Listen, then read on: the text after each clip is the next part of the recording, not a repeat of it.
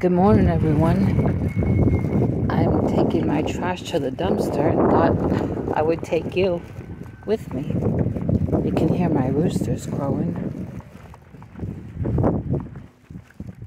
One time I counted how many steps it is to the dumpster, and I forgot how many it is.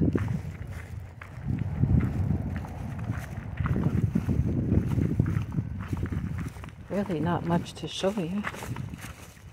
Bunch of gravel. Can't see what you can see because there's a really bad glare.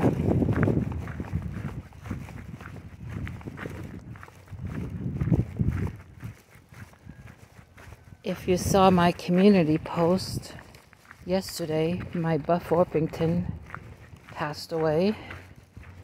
She hadn't been feeling well, and then I thought she was getting better. This is the dumpster we have out here. Oh, I just saw a stray cat run. Now I gotta figure out. Oh, someone's trash came out. See this dumpster? That looks like my trash. No, this dumpster, we get raccoons. I'm gonna have to put my stuff down. Switch hands because I can't throw with my left hand. Let's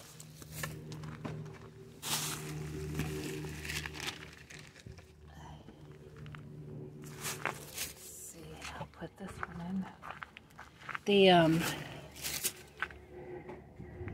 The dumpster,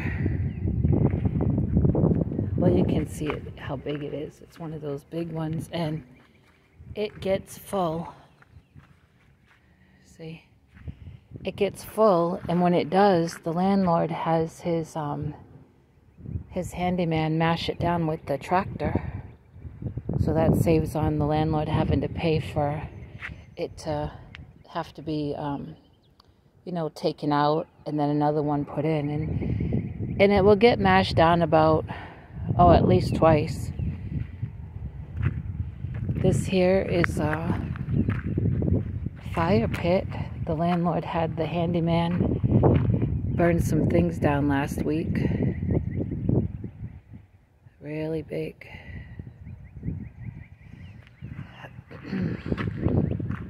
So this part of the land that I live on is like this, gravel and, oh look, if I can show you. Ms Kitty's coming. Gravel and dirt and mulch and sand piles. This originally was a construction site. Look who's coming. Okay, kitty kitty. What? You following me? Come on. Because my landlord had a business. He's retired, but he would have his gravel dump here and his different kinds of sands. And the guys that had worked for him would park their work trucks here and then leave in the company truck. So this originally was like a construction site, and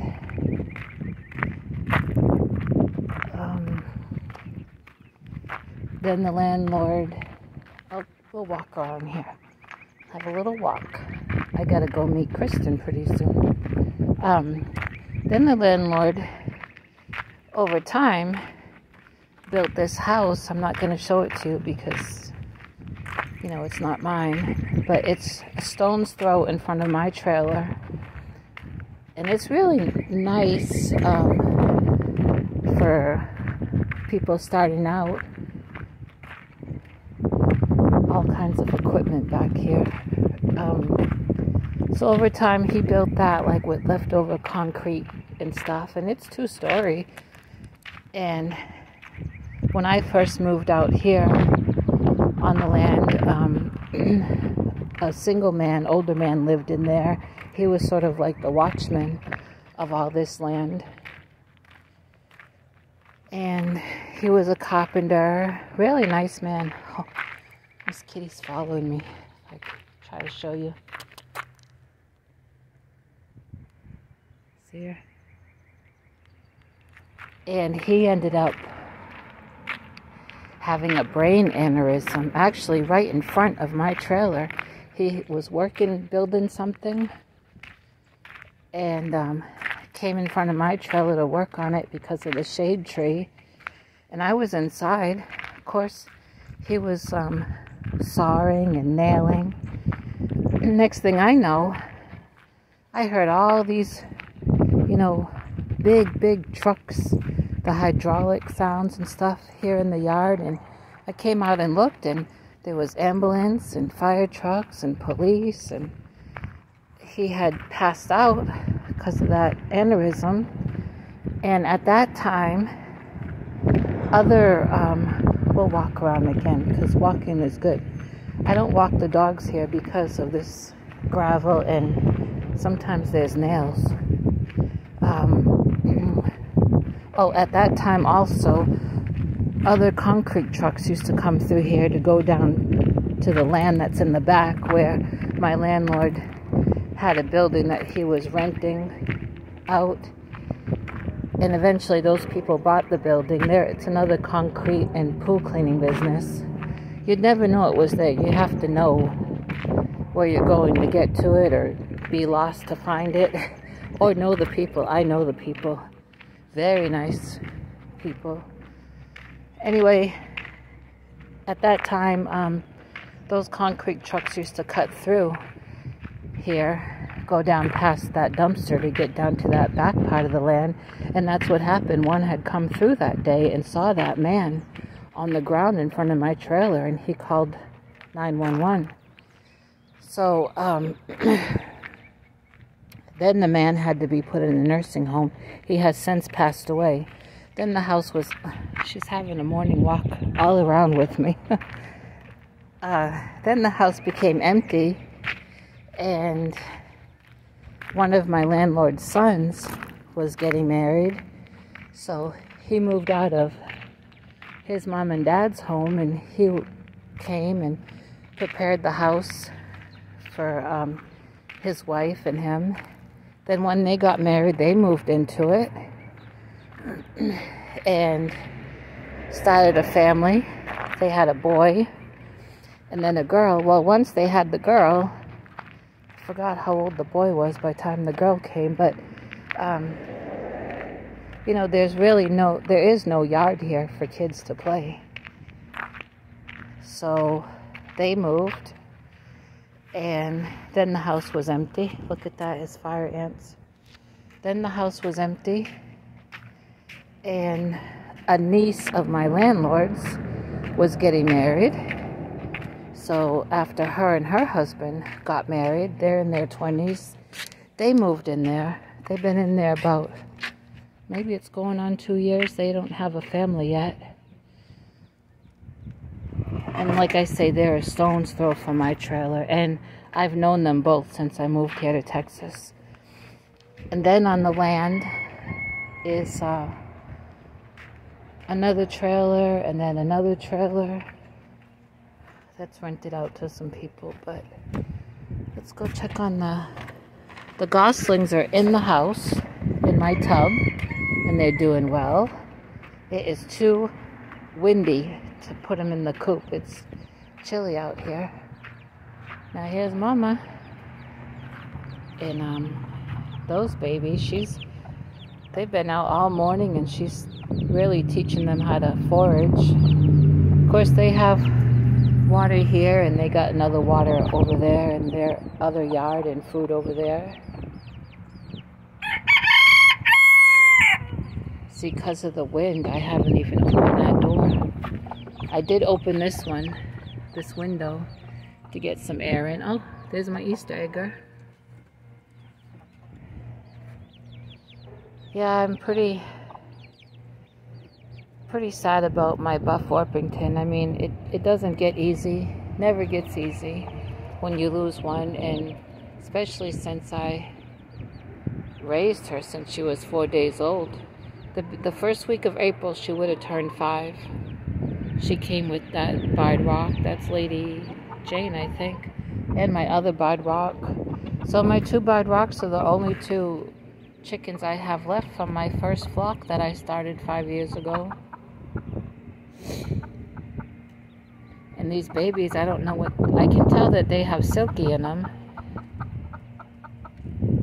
But I don't know what else, and I don't know if they're hens or roosters.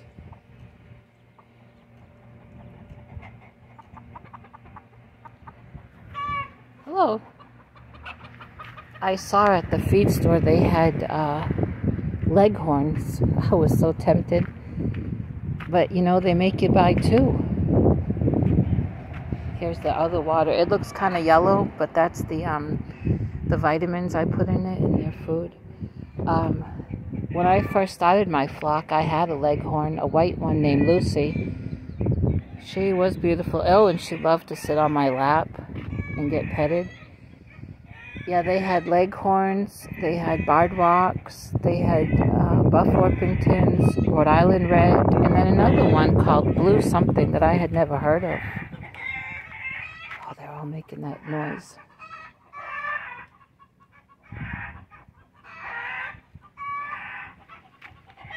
Yesterday, I pulled up some more dead sunflower stalks from my sunflower forest, but I gotta move them over into one of those piles.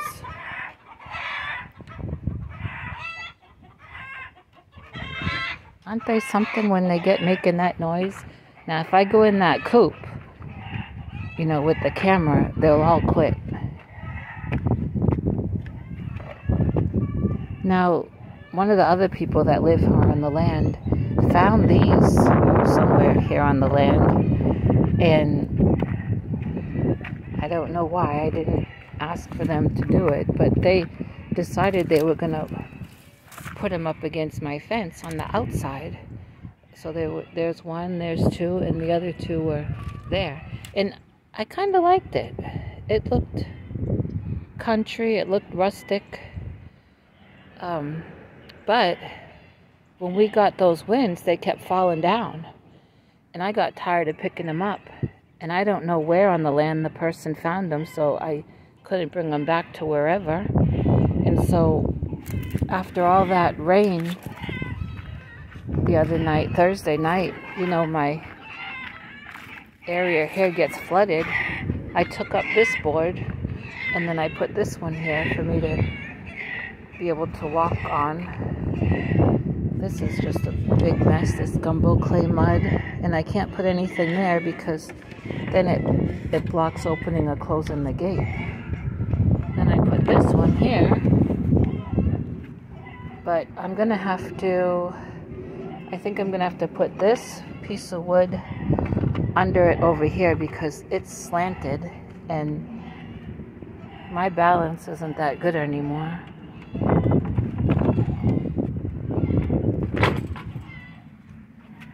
Grass is coming up. That needs to get to the laundromat. You can see little pieces of green coming up. Oh, look who's in the chair. She's done. She had her little walk with me. She's something else. And let me tell you, she's spoiled. I love her. I love them all. I'm gonna, well, I guess I don't have to. I was gonna lock it, but, I mean with this, well, I will. Because I'm gonna be leaving. Let's see if I can do it. They are really going on.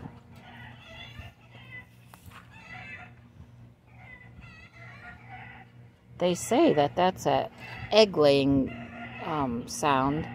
That's what YouTube has said. But my roosters don't lay eggs.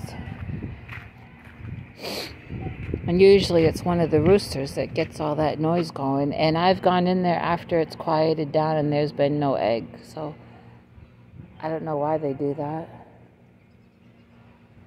can hear the neighbors across the road are mowing. Oh, that wind. Okay, everyone, I'm gonna go in, finish getting ready to go meet Kristen pretty soon. I know this is a strange video, but you know, I feel like calling you up. So thank you.